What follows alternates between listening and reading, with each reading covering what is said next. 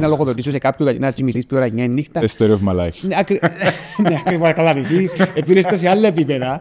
Υπάρχει πάντα μια γωνιά του εγκεφάλου σου που σου λέει, άρα για να κάνω αύριο το πρωί, να κάνω αύριο το πρωί γυμναστική, να ξυπνήσω. Είμαι λίγο κουρασμένος. Ειδικά μόνο εσείς πόθηκια. Τι είναι τα πόθηκια. Ναι, η Κύπρος δεν θέλει απλά καλύτερους ηγέτες και καλύτερους πολιτικούς. Θέλει και πιο υγιείς πολιτικούς. Γιατί η υγεία των πολιτικών παίζει ρόλο στο τι αποφάσεις λαμβάνουν. Άμα σε πορώνει ο Μίκης στο δωράκι και θέλει να κάνεις τη γυμναστική σου ακούγοντας το action εστί, βάρ' και μάγκα μου και κάμε το. Γιατί όχι. Όταν λέει επηρεάσει θετικά τη δουλειά σου. Ενώ ότι είχα παραπάνω αποτελεσματικότητα, ήμουν περισσότερο συγκεντρωμένος σε σχέση με πριν. Ήταν μια πάρα πολλά ευχάριστη περίοδος για μένα. Άρα πέτυχες τους στόχους που είχες βάλει τότε. Ναι, βεβαίως. Και αύξηση της μυϊκής μάζας και το τροχάτι. Βεβαίως, όλα. Φυσικές επιστήμες, όχι καλά το είπα. Επιστήμη. Οι επιστήμες, φυσικές επιστήμες. Εντάξει, είναι πρώην παιδιά ακόμα, sorry. Καλώς όρισες σε ακόμα ένα επεισόδιο του The Show Up Series. Εδώ μιλάμε με καθημερινούς ανθρώπους σαν και εσένα, γονείς, επιχειρηματίες και επαγγελματίες που αποφάσισαν να βάλουν σε προτεραιότητα το fitness και την υγεία τους. Σήμερα έχουμε μαζί μας τον Μαρίνο Γκλεάνστης. Ο Μαρίνος θα μας μιλήσει για τη δική του εμπειρία μέσα στο fitness. Θα πάμε πίσω στα σχολικά του χρόνια και θα δούμε μέχρι και σήμερα πώς διατηρεί το fitness στη ζωή του.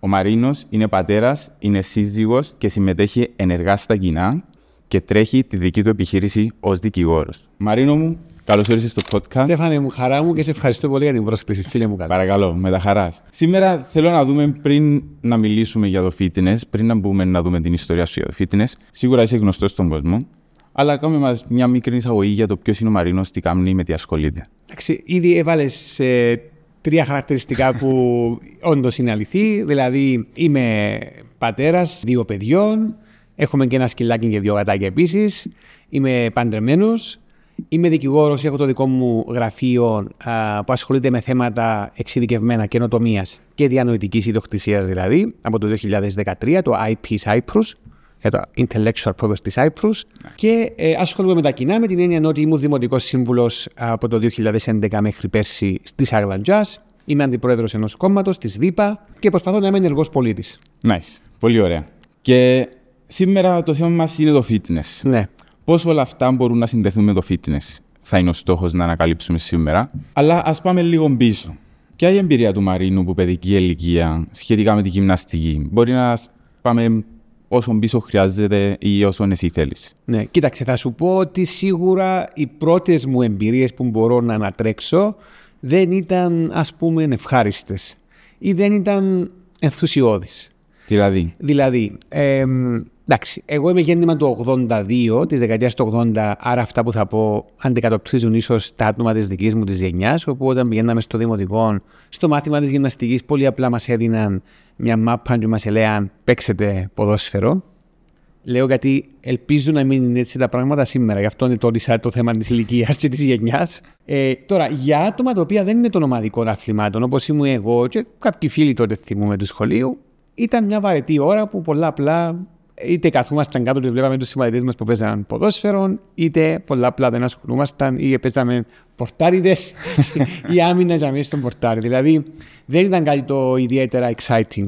Δεν ανυπομονούσαμε για τη γυμναστική στο σχολείο με αυτή την έννοια. Οκ, άρα δεν σου άρεσε το ποδόσφαιρο τότε? Ναι, κοίταξε, τότε τουλάχιστον τη δική μας εποχή, στη γυμναστική να δεν ασχολήσουμε με ομαδικά αθλήματα όπως είναι το ποδόσφαιρο και το μπάσκετ, πολύ απλά ήταν μια χαμένη ώρα, μια βαρετή ώρα. Ήσουν εκτός. Δεν είσαι στα σωστά όμως ερεθίσματα. Και ήταν OK να ήσουν εκτός, δηλαδή ο δάσκαλος δέχεται το? Κοίταξε, νομίζω ότι τουλάχιστον επαναλαμβάνω, γιατί δεν θέλω τώρα αυτά που θα πω να θεωρηθούν για τους σημερινούς δασκάλους. Ναι, 100%. Αλλά και τότε ιδιαίτερα οι δάσκαλοι που μας έκαναν και γυμναστική, δεν νομίζω ότι και ήδη μπορεί να είχαν ιδιαίτερο ενθουσιασμό για το μάθημα της γυμναστικής. Μπορεί μια ώρα δώσ' τους μια μάπα των μωρών να ησυχάσουμε να αποσχοληθούμε. Επαναλαμβάνω, ελπίζω σήμερα τα πράγματα να είναι καλύτερα, αν και έχω έντονη άποψη για τούτο. Ότι παθές μετά το πούμε, ότι θεωρώ ότι ένα μάθημα όπως της γυμναστικής θα πρέπει να το διδάσκουν επαγγελματίες. Αλλά θέλεις μετά να το δούμε. Ειδικά σε πιο μικρές ηλικίες, έτσι. Ναι, επειδή η εμπειρία που έχουμε σε μικρή ηλικία μπορεί να καθορίσει πάρα πολλά την πορεία μας. Και μιλώ ως παθών. Ωραία, άρα τούτη η εμπειρία που είχες, το ότι για παράδειγμα δεν είσαι του ποδοσφαίρου σε μια νεαρή ηλικία, που είναι ένα ιδιαίτερα δημοφιλές άθλημα, πώς επηρέασε μετά το ταξίδι σου μετά στη γυμναστική και αν δεν έκανες γυμναστική τότε ήσουν με κάποιον τρόπο active?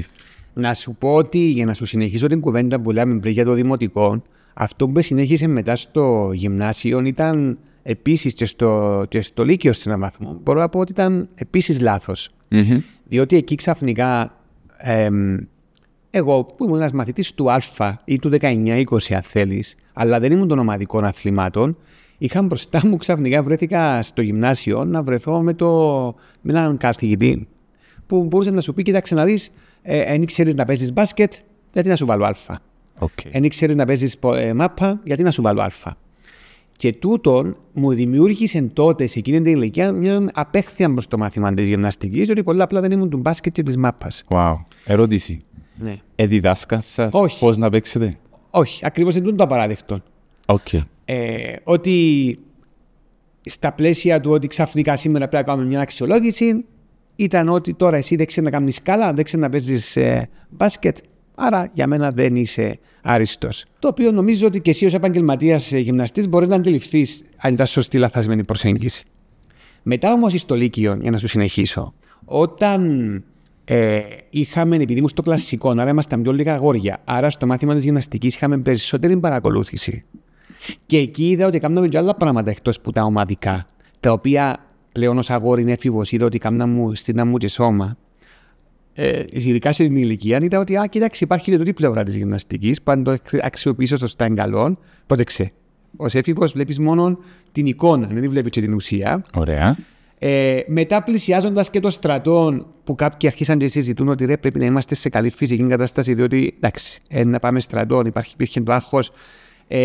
Να ανταπεξέλθετε σε εκείνον που έρχεται. Σωστά. Τούτο με βοήθησε στο να δω λίγο και μια άλλη διάσταση της γυμναστικής που κάπως εμαλάκωσε, εγλίκανε και είναι το παράπονο που είχαμε με το μάθημα της γυμναστικής. Άρα, όταν σας βαθμολογήσαν τότε, δεν πήρες άριστα γιατί δεν ήξερες να παίξεις ποδόσφαιρο μπάσκετ? Στο γυμνάσιο ήταν τούτη λογική. Okay. Απλά με ρωτάς αν δεν έχω κανένα τραύμα ιδιαίτερο. Ναι. Ότι κάτι που μου κάνει εντύπωση είναι ότι κοίταξε ρε παιδί μου, ωραία, εγώ παίζω μάπα και καλαθόσφαιρα και μπάσκετ. Ήταν καλή ημέρα, είπες σου, ήμουν να κάνω σκάλα, δεν ήξερα να κάνω σκάλα, άρα ξέρω εγώ, βήμα. Μάλιστα. Οκ. Και μετά το ερέθισμα του να κρατήσεις τη γυμναστική ήταν ο στρατός, να ανταπεξέλθεις στο ερέθισμα του στρατού? Τα ηλικιακά χρόνια με βοήθησαν να δω ότι κοίταξε να δεις. Υπάρχει και κάτι άλλο. Η εμφάνιση. Δεν είναι μόνο το μπάσκετ ακριβώς και το ποδόσφαιρο. Είναι ότι αν τη δουλέψεις σωστά, μπορεί να χτίσεις έναν ωραίο κορμί και άρα έτσι ως έφηβος μπορείς να δείξεις ότι έχεις και μια έτσι ωραία εμφάνιση και να έρθει το στρατός που να σε βοηθήσει να έχεις και μια καλή φυσική. Και τι έκαμες δηλαδή? Γραφτήκα γυμναστήριο. Οκ. Nice. Και που το γυμναστήριο δηλαδή μιλούμε όταν ήσουν 17-18? Ναι, σωστά. 16 με 17. Οκ. Η εμπειρία σου στο γυμναστήριο πώς ήταν? Η εμπειρία μου στα τότε γυμναστήρια ήταν μια λογική ότι ήταν wow το ότι ξαφνικά έρχονταν ένας γυμναστής και έφερνε σου μια κόλλα και ρωτούσες αν θες να σου κάνει ένα αλφα πρόγραμμα που σου το ψευτοέδειχνε μια φορά. Μάλιστα. Ότι καταλάβαινες, αλλά δεν ήξερες ούτε τι σημαίνει πόσες επαναλήψεις, ούτε πόσος χρόνος, ούτε πόση συχνότητα. Ήταν έτσι μια πρώτη εμπειρία που τότε, επαναλαμβάνω, για την ηλικία που έχει ένας 16-17 χρονών, τούτο που θέλει να δώσει σημασία είναι κυρίως η εξωτερική του εμφάνιση για ευνοϊκούς λόγους.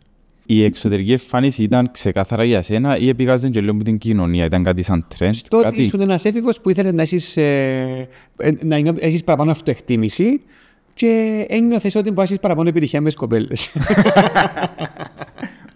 Ωραία. Και που τότε μέχρι σήμερα πώς το κράτησες? Σε γυμναστήριο, κάνεις κάποιον άλλον είδος άσκησης? Αυτή η αγάπη μου με τη γυμναστική ξεκίνησε μετά όταν τέλειωσα και τις σπουδές μου. Okay. Δηλαδή, όταν μέχρι τις σπουδές είχα μια σχέση on-and-off με τα γυμναστήρια, με την κόλλα μου που πήγαινα και έκανα ό,τι καταλάβαινα. Αλλά όταν μετά από χρόνια ήταν ένας συμμαθητή μου, ο οποίος είχε τελειώσει γυμναστής και ο οποίος μου είχε πει ότι είναι personal trainer, που δεν είχα ξανακούσει τι είναι το personal trainer, και είπε μου, έλα να δοκιμάσεις, θα σου κάνουν κτλ. Τότε είχα ξεκινήσει τη δουλειά μου, άρα έπαιρνα λεφτά, δεν είχα έξοδα δάνεια, άρα είχα κάποια λεφτά που μπορούσα να δώσω για personal trainer. Και όταν έκανα τη γυμναστική κοντά του και είδα αποτελέσματα, επορώθηκα. Ωραία. Επορώθηκα και όχι μόνο για θέματα εξωτερικής εμφάνισης, αλλά για θέματα φυσικής υγείας, φυσικής κατάστασης. Μπήκε το τρέξιμο στη ζωή μου, βάλαμε στόχο συγκεκριμένων χρόνων για συγκεκριμένη απόσταση και που τότε πραγματικά αγάπησα τη γυμναστική στην ολότητά της. Οκ, άρα ήταν ακριβώς μετά τα φοιτητικά σου χρόνια που ξεκίνησες το personal training. Ναι, όταν ήρθα Κύπρο πλέον μόνιμα. Δηλαδή γύρω στα 24-26. 25 ας πούμε. 25, Ναι. οκ.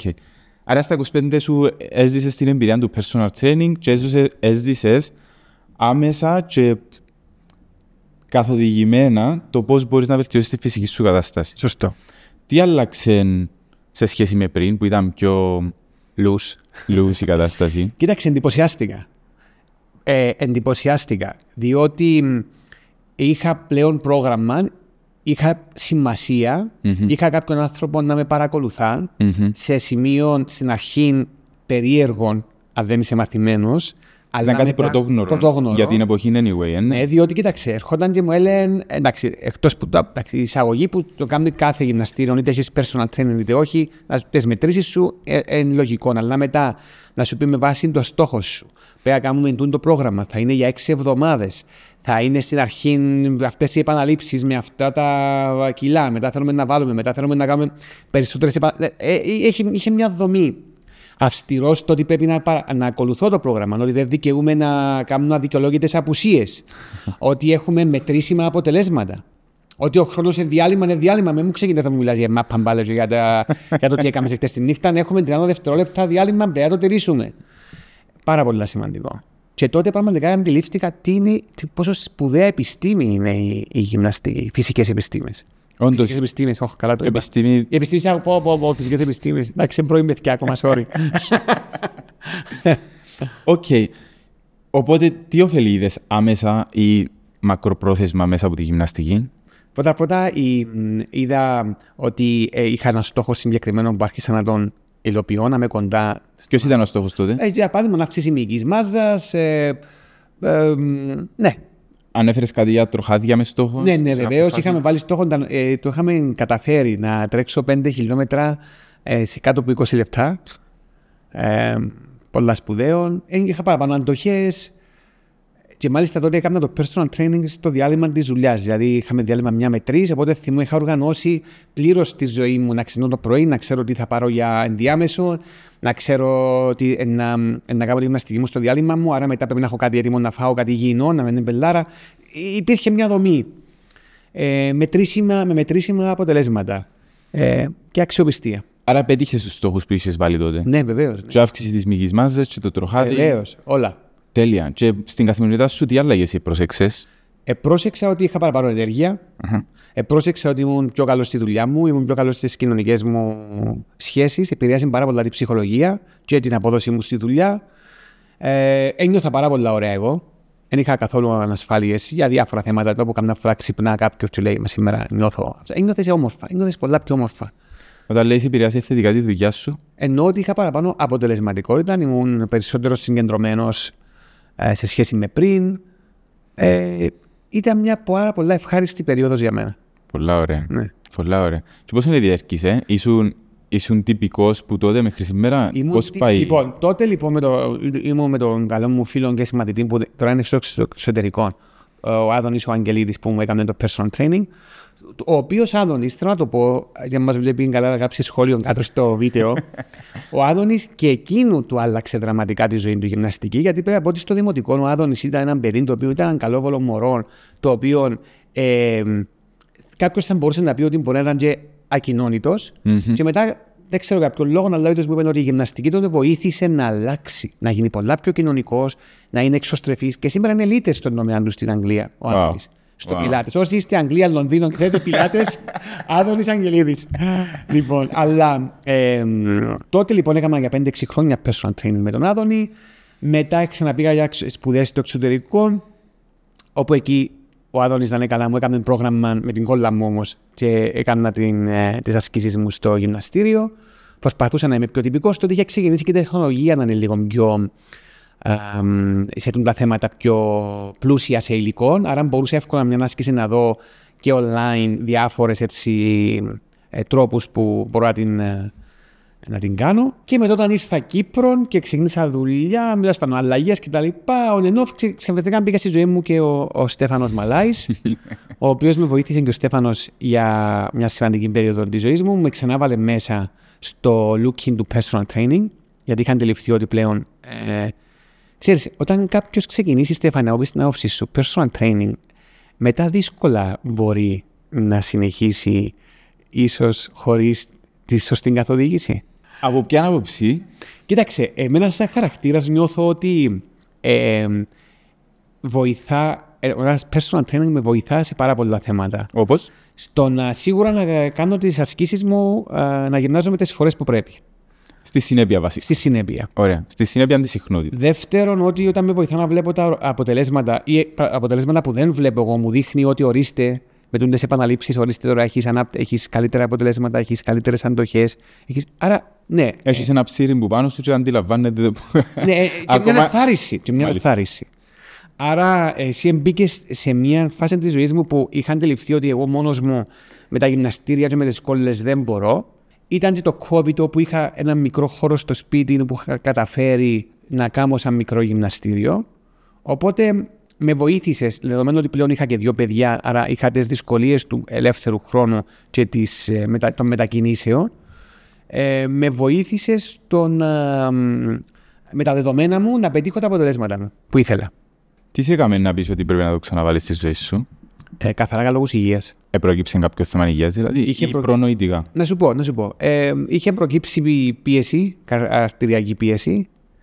Πρώτον. Δεύτερον, ότι όταν κάνεις και 2 παιδιά, έναν παιδί, δεν ξέρω, ή 3 παιδιά, άλλοι, έρχεται μια στιγμή που λες, θέλω και κάτι για μένα. Θέλω ένα χρόνο για μένα.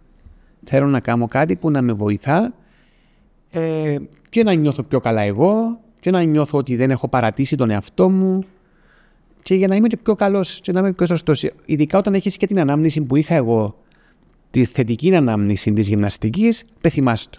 Μάλιστα. Όταν ξεκινήσαμε personal training, πώς το αντιληφθήκε η οικογένεια? Ήταν εντάξει επειδή θυμόταν, τουλάχιστον η σύζυγος, την προϊστορία μου. Άρα ήταν πάρα πολλά εντάξει. Το γεγονός ότι και στο σπίτι είχαμε τον χώρο να βοήθησε πάρα πολλά. Να μπορώ να σου πω ότι υπήρχε και υπάρχει ακόμα σήμερα ενθουσιασμός για τον χώρο του εκείνον. Και είναι κάτι που μου αρέσει γιατί ήταν ένα ακόμα ερέθισμα και είναι ακόμα ένα ωραίο ερέθισμα για τα παιδιά ότι η γυμναστική δεν είναι κάτι ξένο, ότι είναι κάτι που όπως είναι η τηλεόραση, έχουμε και τα όργανα της γυμναστικής. Ωραία. Και στην την περίοδο πώς αντιδράσαν τα παιδιά συγκεκριμένα, πώς το είδαν, πώς ήταν το Μαρίνο να εξελίσσεται μέσα από τούτο? Νομίζω ότι ήταν συμμέτοχοι. Δεν είδα κάποια αρνητική, μόνο θετική αντίδραση είδα. Θυμάσαι κάτι χαρακτηριστικά? Ότι έρχονταν την ώρα που γυμναζόμασταν μαζί, ταράσσαν μας, αλλά ακόμα και σε άλλες ώρες. Να δοκιμάσουν, να δουν, να μιμηθούν. Πάρα πολλά σημαντικά. Ένιωσες ότι έδωσες το παράδειγμα που θέλεις να ακολουθήσουν? Ναι, νομίζω ναι. Ναι. Ναι, νομίζεις σε πιάσαν το? Σε έναν βαθμό ναι. Ωραία. Αλλά θέλει δουλειά. Θέλει δουλειά που έρχεται λίγο από εσένα πάλι. Σωστό. Που εσένα από την άποψη να το κρατήσεις στη ζωή σου, να συνεχίσεις να δείχνεις ότι έχει μια θετική εμπειρία, ότι έχουμε τούτα τα α, β, γ ωφέλη. Παρατηρήσασαι κάποια ωφέλη τα μωρά? Ναι, σίγουρα. Σε σένα? Σίγουρα. Όπως? Είδαν ότι αντέχα παραπάνω να παίξω μαζί τους. Το πιο σημαντικό νομίζω για ένα μωρό. Πολύ σημαντικό. Ναι, τούτο ως πρώτη αντίδραση. Nice. Και πώς καταφέρεις να διαχειρίζεσαι? Θυμούμαι ότι έκαναμε personal training πρωί. Ναι. 5,5 με 6,5 που κάναμε. 5,5 ή 6? Ή 6. Νομίζω 6. Μπορεί. Σε κάποια φάση κάναμε και 5,5 νομίζω. Το καλοκαίρι. Ναι. Πώς καταφέρεις να διαχειριστείς, να βάζεις? Κάναμε και 4 φορές την εβδομάδα. Ναι. Πώς καταφέρεις να βάλεις τη γυμναστική στη ζωή σου τόσο πρωί? Κάποιες φορές έτρεχες και τα μωρά στο σχολείο, τις περισσότερες φορές ξέρω ότι αναλάμβανε η γυναίκα σου. Πώς κατάφερες να διαχειριστείς το πράγμα και μετά να πιένεις δουλειά και να έχεις και χρόνο για τα μωρά και να μπαίνεις σπίτι και ξανά με μια θετική ενέργεια να προσεγγίζεις οτιδήποτε προκύψει στο σπίτι, να προσεγγίζεις τα μωρά σου, την οικογένειά σου, τη γυναίκα σου Ποια ήταν η εμπειρία σου, νιώσες ότι η γυμναστική επηρεάζει με κάποιον τρόπο? Κοίταξε, σίγουρα το πρωινό ξύπνημα έχει ως αποτέλεσμα να πρέπει να ξεκουράζεσαι σε κάποιες άλλες ώρες ή να κοιμάσαι πιο νωρίς. Εγώ δεν είχα κανένα πρόβλημα δεδομένου ότι τα παιδιά μου ήταν πιο μικρά να κοιμούμαι πιο νωρίς. Και πίστεψε με, εμένα με βοήθησε το ότι κοιμόμουν πιο νωρίς και το ξυπνούσα τόσο πρωί. Ενώ δεν είχα κανένα πρόβλημα να. Ναι, άμα αν είχε μέρες που και νύχτες, ειδικά το χειμώνα που ήμουν κουρασμένος, και που τις 9 να πω για ύπνο, ναι, γιατί όχι. Τι έχω να πω, πρέπει να λογοδοτήσω σε κάποιον να κοιμηθείς πιο ώρα 9 η νύχτα. The story of my life. Ναι, ακριβώς, καλά, εσύ πήρες το σε άλλα επίπεδα. Αλλά ενώ όταν κάνεις τα πράγματα που σου αρέσουν, όταν έχεις πλέον στόχο, ο οποίος σε εμπνέει, και όταν έχεις να κάνεις, έχεις το καθένα στο lifestyle του. Έχουμε παντρεμένους, έχω τα 2 παιδάκια, εν υποχρεώσεις της δουλειάς. Άρα, αφού τα φέρνω βόλτα όλα αυτά, και είμαι κουρασμένος και θέλω να κοιμηθώ νωρίς, γιατί αύριο το πρωί θα ξυπνήσω αρκετά πρωί πάλι, ναι, θα το κάνω. Γιατί είναι η ζωή μου και θα νιώσω και πάρα πολλά ωραία. Και ό,τι θέλει να πει οποιοδήποτε φίλο. Δηλαδή, και έτσι τι έκανα. Αύξησα τις συναντήσεις με φίλους τα μεσημέρια και τα απογεύματα, άρα τα βραδινά περιοριστικά σε μεγάλο βαθμό. Lunch break, ας πούμε. Lunch break, τα οποία είναι και πολλά ωραία το ίδιο σου, να ξέρεις τη δουλειά. Εν και σύντομα, ποιοτικά, στοχευμένα, πιο ποιοτικός ο χρόνος που περνάς με την άτομα. Ακριβώς. Και έτσι τα έφερα βόλτα. Nice. Είχα όμως και τη στήριξη, όπως σωστά είπες, και τη σύζυγό μου, της Ελένης. Πολλά σημαντικό. Που είναι πολλά σημαντικό, αλλά νομίζω ότι κανένας δεν θα πει όχι. Κανένας παντρεμένος ή καμιά παντρεμένη. Το τέρι, ας το πούμε γενικά, δεν θα πει όχι στο τέρι του. Να το στηρίξει στη γυμναστική. Είτε τον αφορά να προσέχουμε τι τρώμε στο σπίτι, είτε αφορά λίγο τα babysitting στα παιδιά την ώρα. Είναι ευγενής στόχος να δημιουργήσει πρόβλημα. Συμφωνώ απόλυτα. Είχαμε αναφέρει ότι έκαναμε πρωινά τη γυμναστική μας. Αν μπορείς να θυμηθείς λίγο πριν να ξεκινήσεις τη γυμναστική πρωινά, τουλάχιστον από ό,τι θυμούμε την περίοδο που ξεκινήσαμε πριν, δεν έκανες γυμναστική. Θυμάσαι αν άλλαξε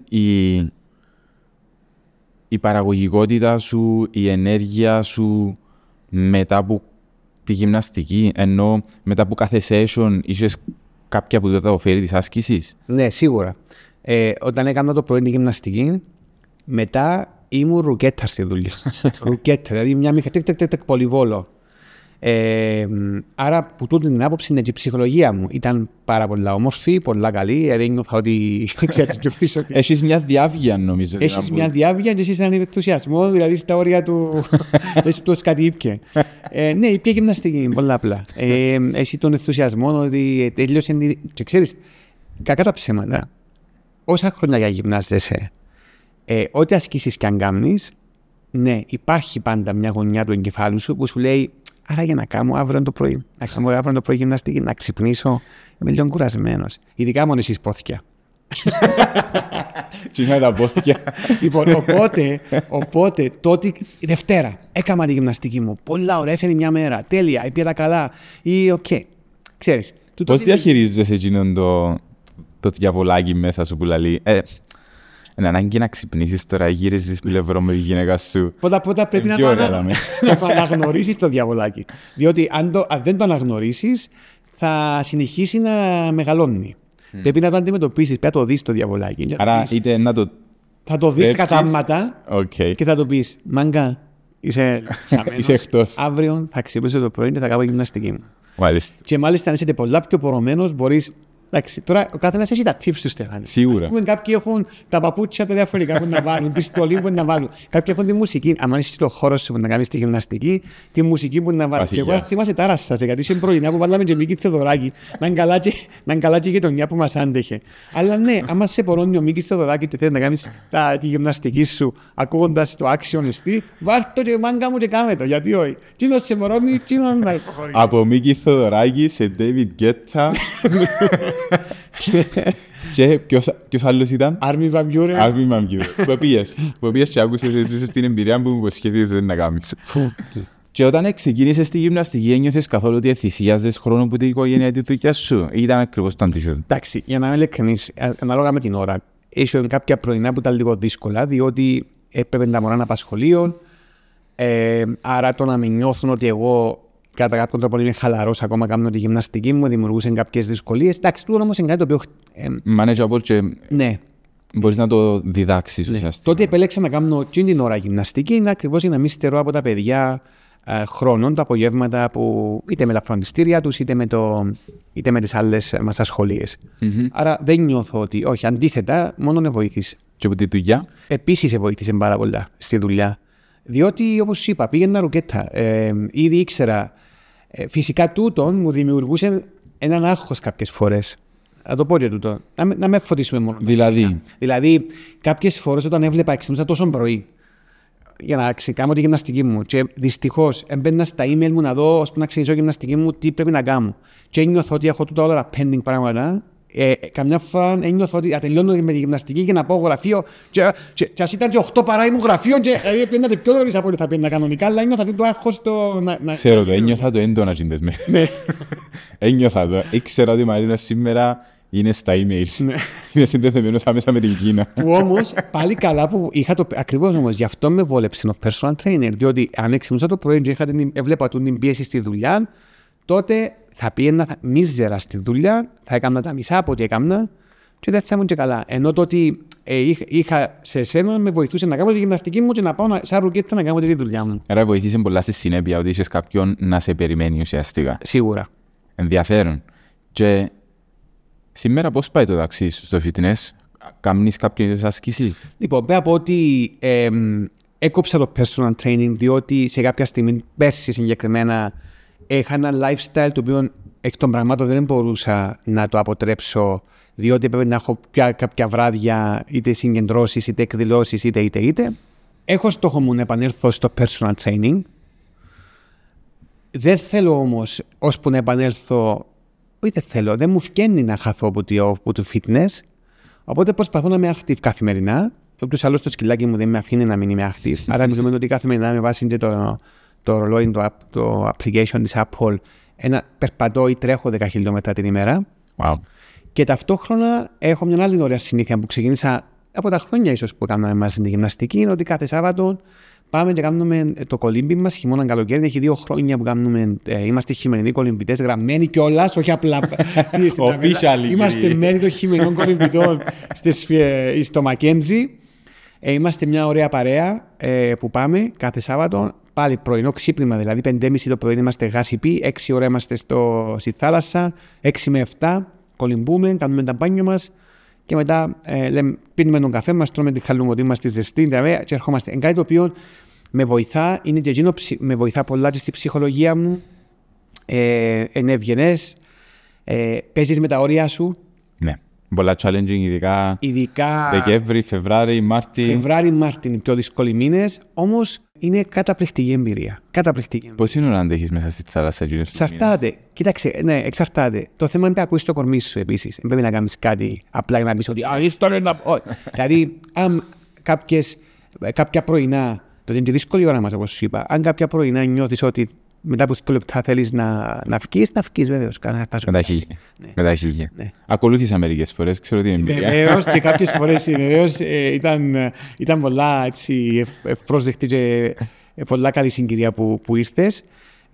Κοίτα, μπαίνουμε στα social media και βγαίνουν μας κάτι διαφημίσεις με τα ice bath και αυτά. Εντάξει. Θάλασσα.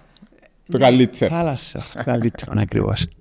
Αλλά, Στέφανε, να πούμε και το εξής. Ο τόπος μας γενικά, όπου για μένει κάποιος, είτε παραθαλάσσια, είτε Λευκοσία, είτε κάπου αλλού, δίνει άπλετες δυνατότητες για κάποιον που ακόμα και αν δεν γυμνάζεται, ακόμα και αν δεν πάει στο γυμναστήριο, να μπορεί να έχει μια καλή φυσική κατάσταση. Σίγουρα. Δηλαδή, είναι τα πάρκα της Ακαδημίας ή το γραμμικό πάρκο στη Λευκοσία, ή θάλασσες ή στις παραθαλάσσιες πόλεις. Και επίσης έχουν ωραίους πεζόδρομους, η Λεμεσός για παράδειγμα, και Πάφος, και η Αγία Νάπα, και το Παραλίμνη. Και η Λάρνακα. Τον καιρό του μαραθώνιου. Το πεντάρι που πήγαμε και τρέξαμε στην Αθήνα, και όμως ήταν οι προπονήσεις του Σαββάτου. Είναι σωστό. Το θυμίσες μου άλλον τώρα ωραίο στόχο που είχαμε βάλει. Και τούτον τώρα, διασμάλλην πάσαν να πω, ότι ακόμα και αν βαρκέται κάποιος, δηλαδή θέλει να γυμνάζεται, αλλά εκουράστηκε, έπαθε μια κόπωση, είναι καλό να δίνει άλλα κίνητρα στον εαυτόν του. Να βάζει νέους στόχους. Να βάζει νέους στόχους. Να εμπλουτίζει το πρόγραμμα του. Δηλαδή να πει: ωραία, τρέχω ρε παιδί μου κάθε μέρα. Εντάξει, okay. Ναι, βάλει στόχο να πάει στο μαραθώνιο. Τη Λάρνακα, τη Πάφου, τη Λευκοσία, τη Αθήνα, αύριο μεθαύριο. Και μετά μπαίνει σε έναν τελείως διαφορετικό λουκίνο. Ότι έχετε Γερμανία, έχετε Παρίσι, έχει. Ξέρεις, άρα τούτα όλα. Αλλά δυστυχώς. Και θέλω να το πω το παράπονο, επειδή έχω και το καπέλο λίγο του πολιτικού, όπως είπαμε, δεν υπήρχε ποτέ σωστή ολοκληρωμένη στρατηγική που να εμπνεύσει τον κόσμο να γυμναστεί σωστά, να αγκαλιάσετε τη φύση έτσι, να αγκαλιάσετε τον τόπο του γενικά, αλλά να έχουμε και πιο υγιείς πολίτες. Και πιο υγιείς πολίτες τι σημαίνει? Πιο λίγοι ασθενείς, πιο λίγοι θάνατοι από καρδιοαγγειακά κτλ. Άρα, αυτό είναι ένα παράπονο που έχω, που ελπίζω κάποια στιγμή να αλλάξει τούτη η νοοτροπία. Κοίτα, πιστεύω ότι δουλεύκεται τούτο μέσα στα σχολεία. Δηλαδή, μπαίνουν πλέον καθηγητές που το γυμνάσιο και ύστερα, τουλάχιστον, που είναι σπουδασμένοι το επάγγελμα της φυσικής αγωγής. Οπότε, τα θεμέλια στα μωρά γυμνασίου λυκείου υπάρχουν. Ποιο είναι το πρόβλημα? Ίσως να μην είναι αρκετός ο χρόνος που δίνουν στο μάθημα της γυμναστικής για να πιάσει το χρόνο μέσα στην άσκηση, μέσα στον αθλητισμό έναν μωρό και να κρατήσει τα θεμέλια να τα πάρει μετά μαζί του. Επειδή μετά το σχολείο, και εν ωραία πάσα είναι να πούμε για το μεταβολισμό. Στο σχολείο που τα παιδικά σου χρόνια είσαι πάρα πολύ active. Έξω στις γειτονιές, να παίζεις κρυφτό, να κάνεις το ένα με τα παιδιά της παρέας κτλ. Στο σχολείο, τα διαλύματα. Έχει εκείνα τα 20 λεπτά, τα 30 λεπτά κάποιες φορές διαλύματα που τρέχεις πάνω κάτω. Όπως και τότε μέχρι και σήμερα νομίζω ακόμα παίζουν ποδόσφαιρο τα μωρά στα διαλύματά τους. Η φυσική αγωγή που κάνεις, φεύγεις από το σχολείο. Εν τω μεταξύ, στο Λύκειο μειώνεται η ώρα της γυμναστικής σε σχέση με το δημοτικό. Και που για μέσα εκεί φεύγεις από το Λύκειο, αν θα πάει στρατό, εντάξει. Άλλο θέμα είναι ο στρατός, γιατί και εκεί πιστεύω ότι έπρεπε να είχαμε personal trainers, όχι απλά personal trainers στο στρατό. Στις ειδικές δυνάμεις έχουν γυμναστή που αναλαμβάνει το κομμάτι για τους στρατιώτες. Ναι. Στο πεζικό τώρα δεν είμαι σίγουρος, αλλά στις ειδικές δυνάμεις υπάρχει. Την περίοδο της εκπαίδευσης, ένας στρατιώτης είναι αρκετά active. Πρέπει να περάσει από την εκπαίδευση, άρα περνά από διάφορες δοκιμασίες και αθλητικές δοκιμασίες.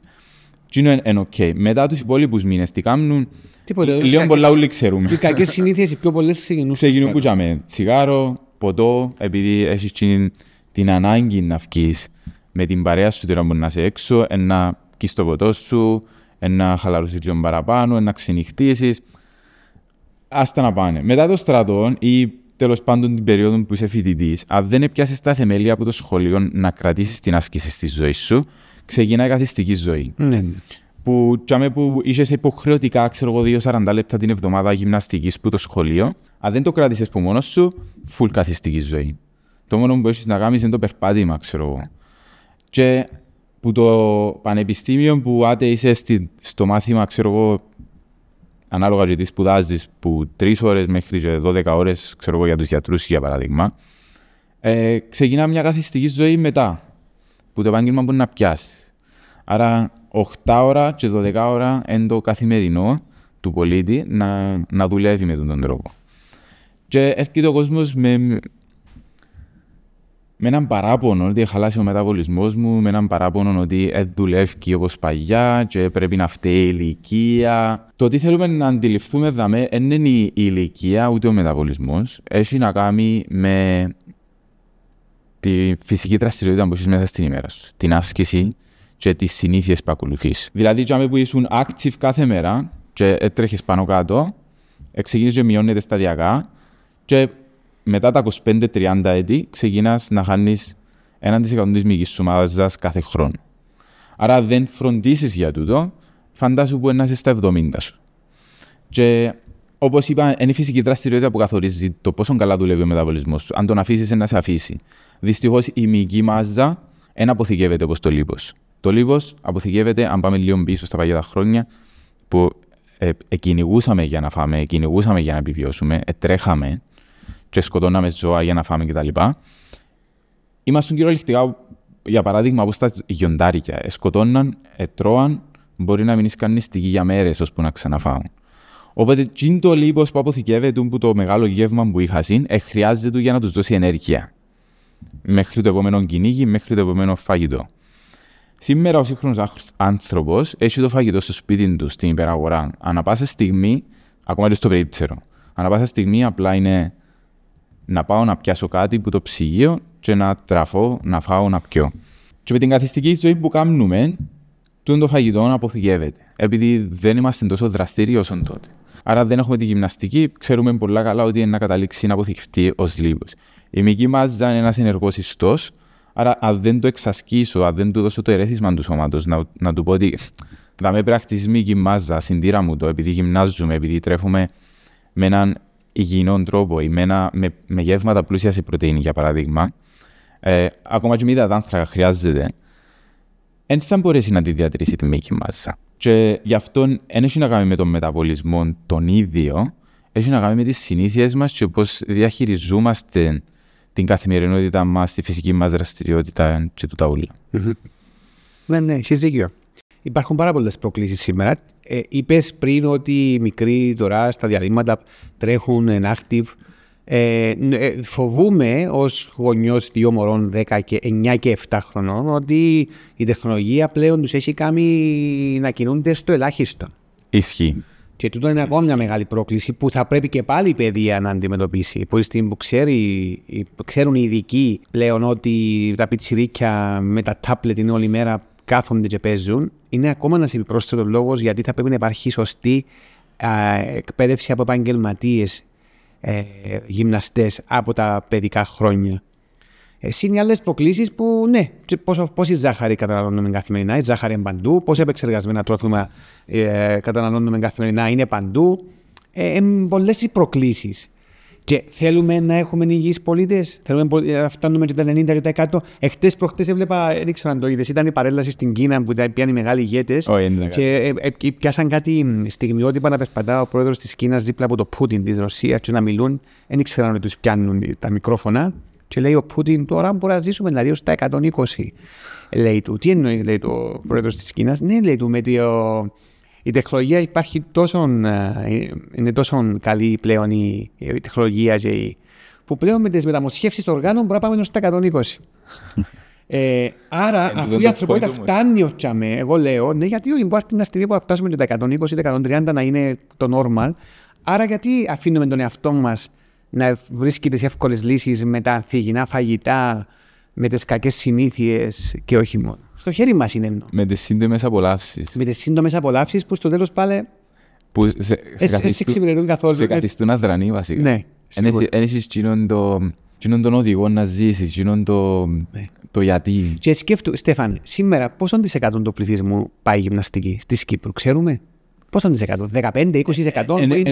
Εν έχω ποσοστό. Ξέρω ότι είμαστε, αν όχι πρώτοι ακόμα, στα επίπεδα παχυσαρκίας των παιδιών. Ακριβώς. Σκέφτομαι να αυξηθούν 1-2% του πληθυσμού της Κύπρου να μπαίνει πιο πολλά στα γυμναστήρια. Σκέφτομαι τα πολλά πλεονεκτήματα. Εν τω που λέμε, η εμπειρία που έπιασε το μωρό που το σχολείο μπορεί να παίξει καθοριστικό ρόλο για την πορεία του στο fitness, στη γυμναστική, στην άσκηση, στην υγεία γενικά. Βλέπουμε τώρα με την τεχνολογία, όπως είπες, τα μωρά τρέχουν προς τα εκεί. Η ντοπαμίνη που πιάνουν, η ευχαρίστηση που πιάνουν, η άμεση και η γλύωρη, προσιλώνει τους τόσο πολλά που δεν μπορούν να σηκωστούν από την οθόνη. Και να σου βάλω ακόμα σε ένα τρυπάκι τώρα, να σου πω. Επειδή είπες πριν, εντάξει, είναι και η ιδιότητα μου ως πολιτικού μέρος της καθημερινότητας μου. Διάβασα ένα βιβλίο πρόσφατα με τίτλο, πρόσφατα έχει λίγα χρόνια, «Ασθενείς ηγέτες στην εξουσία», όπου ο συγγραφέας, ξένος, ακαδημαϊκός της Αγγλίας, αν θυμάμαι καλά, έπιασε 50 προσωπικότητες, πρωθυπουργούς, προέδρους της Αμερικής, της Αγγλίας, της Ινδίας, και είπαν ότι τους μελέτησαν τα γραπτά τους, για πιο παλιούς τις επιστολές τους, τηλεοπτικές εικόνες, κινήσεις, και όπου υπήρχαν και κάποια ιατρικά documents και reports, βεβαίως. Και είδαν ότι τούτοι είχαν κατάθλιψη, τούτοι ήταν αλκοολικοί, και πόσον τούτον τους επηρέασε τελικά στη λήψη των αποφάσεων των χωρών τους σε κρίσιμες στιγμές. Λοιπόν, βλέπουμε επίσης στην Αμερική η κατάσταση της υγείας του Προέδρου της Αμερικής, του εκάστοτε Προέδρου, είναι εθνικό θέμα. Και σε κάποιες άλλες χώρες, στη Γαλλία παλαιότερα κτλ. Άρα, ναι, η Κύπρος δεν θέλει απλά καλύτερους ηγέτες και καλύτερους πολιτικούς, θέλει και πιο υγιείς πολιτικούς. Γιατί η υγεία των πολιτικών παίζει ρόλο στο τι αποφάσεις λαμβάνουν. Αυτή είναι επίσης κάτι επιπρόσθετο που λέω και το λέω και τούτον επειδή είμαι στα κοινά. Συμφωνώ.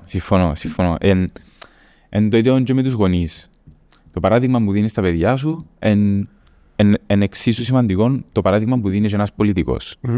Ειδικά όταν είσαι σε ηγετική θέση. Και επηρεάζει σίγουρα τις αποφάσεις του, όπως είπες, με βάση το βιβλίο που μας ανέφερες.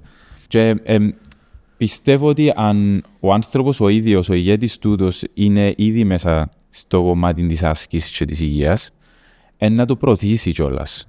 Να το προωθήσει, να κάνει τις ανάλογες ενέργειες, όχι απλά που θέμα καλύτερες αποφάσεις, αλλά να το προωθήσει και καλύτερα. Οπότε είναι πάρα πολύ σημαντικό να είμαστε υγιείς που μέσα προς τα έξω και ο χρόνος που επενδύουμε στο κομμάτι της άσκησης και της υγείας μας, επειδή είναι ολιστικός, είναι μόνο άσκηση, είναι ολιστικό το κομμάτι, να φέρει τα ανάλογα αποτελέσματα στη ζωή μας και στους γύρω μας.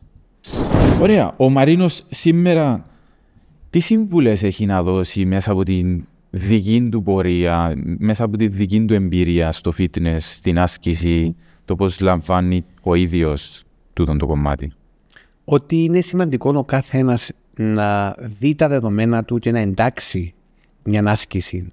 Τώρα πόσης έντασης, πόσης συχνότητας ο καθένας να το δει. Αλλά δεν υπάρχει μια φράση you don't find time, you make time. Yes. Κάπως έτσι, ότι δηλαδή μην περιμένεις ποτέ να έρθει κάποιον να σου πει ξέρεις τώρα που είσαι κάθεσαι στον καναπέ σηκώθου και πήγαινε. Όχι, εσύ πρέπει να βρεις τον χρόνο, πρέπει να το εντάξεις αν το θέλεις πραγματικά. Μπορεί να μην είσαι του γυμναστήριου, δεν είναι όλοι του γυμναστήριου, όπως και δεν είναι όλοι του ποδοσφαίρου ή της καλαθόσφαιρας. Αλλά τουλάχιστον να έχεις μια δραστηριότητα, μια κίνηση, stay active σε κάτι.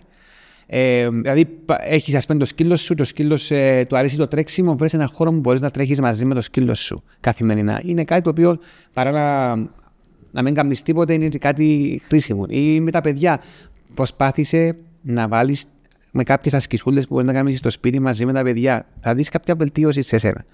Να είναι δηλαδή, να μπεις στη ρουτίνα σου, όπως ξυπνάς και πίνεις τον καφέ σου, να κάνεις κάποιες ασκήσεις γυμναστικής ή μια άθληση ή μια κίνηση μέσα στην καθημερινότητά σου. Ξέρεις, ακόμα και στο γραφείο, πολλές φορές, άμα δω ότι έχει πολλή ώρα που κάθομαι, θα σηκωθώ 5 λεπτά να πάμε να βόλτα στη γειτονιά. Κάτω, επειδή είμαι και στο κέντρο, είναι διά μου την ευκαιρία. Τέλειο. Να μην είσαι συνέχεια καθισμένος κάπου. Βοηθά και την ψυχολογία, αλλά και την απόδοση. Άρα αυτή τη συμβουλή θα έδινα σε κάποιον. Άρα να βρει έναν τρόπο να βάλει την κίνηση γενικότερα στη ζωή του, άσχετα αν ονομάζεται γυμναστική ή άσχετα αν ονομάζεται κάποιον είδος φυσικής δραστηριότητας. Και ξέρεις, να πω, επειδή έχω το δικό μου το γραφείο και μπορεί πολλοί που μας παρακολουθούν επίσης να είναι ελεύθεροι επαγγελματίες, να έχουν τη δική τους εταιρεία, τη δική τους επιχείρηση. Και όταν είχα πρώτο ξεκινήσει το γραφείο, έλεγα ότι θα δώσω το 1000% του χρόνου μου, το 1000% των δυνάμεων μου. Και βεβαίως τούτο είναι ευγενές και πολλά σωστό και λογικό να το λέει κάποιος. Αλλά υπάρχει μια παγίδα. Εάν δεν είσαι καλά, εσύ, τότε ακόμα και το 1000% των δυνατοτήτων σου θα είναι λίγο. Δεν θα είναι φτανό, δεν θα είναι γεμάτο. Άρα, αν θέλει και η δική σου δουλειά να πάει καλά, πρέπει πρώτα εσύ να είσαι καλά. Και για να είσαι εσύ καλά, πρέπει ακριβώς να βρεις τον τρόπο πώς θα βάλεις τη γυμναστική στη ζωή σου. Γιατί τούτο θα σε πομπάρει, θα σε δώσει ενέργεια, θα σε φουσκώσει, θα δώσει αέρα στα πανιά σου για να μπορέσεις να γίνεις καλά. Και αν δεν είσαι καλά, εσύ τότε η δουλειά σου θα είναι καλά. Άρα, είναι επένδυση και για τη δουλειά σου. 100%. Το να βάλεις τη γυμναστική στη ζωή σου. Και μόνο να επενδύσεις χρόνο για τον εαυτό σου. Σωστό. Πολλοί κόσμος βρέθεται σε μια ρουτίνα τόσο πολύ άσχολη. Οικογένεια, δουλειά, προσωπικές υποχρεώσεις ή προσωπική ζωή, κοινωνική ζωή που έχει ο καθένας μας, που είναι το πρώτο πράγμα που είναι να αφήσει πίσω η γυμναστική ή ο χρόνος με τον εαυτό του. Είναι δύσκολο να αντιληφθείς πόσο σημαντικό είναι να αφιερώνεις χρόνο με τον εαυτό σου.